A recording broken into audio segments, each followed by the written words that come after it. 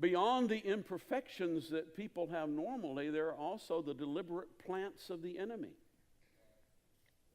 And I don't want to create paranoia. I don't want people looking around going, well, I wonder who the devil sent here. Over the years, I've had some ideas, but currently I'm all out of ideas. So, everybody's safe.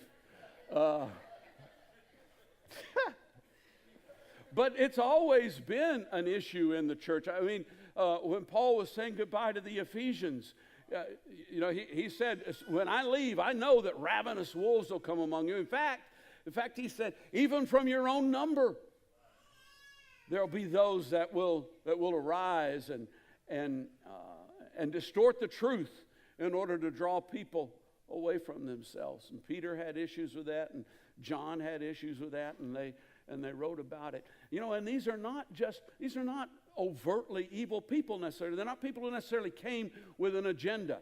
They're not, the local coven is going to send some witches into all the churches to try and bring them down or something like that. Which is kind of what they're weeds. They do what weeds do.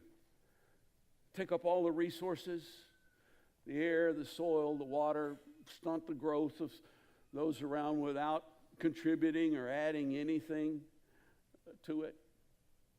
Because that's the way of the world. That's the way the world rolls. Well, what do we do about this? Well, let me tell you what we do about it.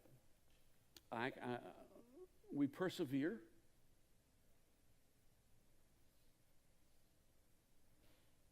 We bear good fruit. We continue in love and service and in the grace and the knowledge of God. That's what we do about it. Now let me tell you what we don't do about it. Because this parable very clearly tells us what we don't do about it. We don't fix it. Some of the greatest tragedies in the history of Christianity have come about from people trying to fix the church, purge the church, purify the church. And I would go so far as to say that that's never really ended well, because it's never been our job. You've heard, I'm sure everybody here's heard the saying, if it ain't broke, don't fix it. Well, let me give you a corollary. If it is broke and it ain't your job, don't fix it.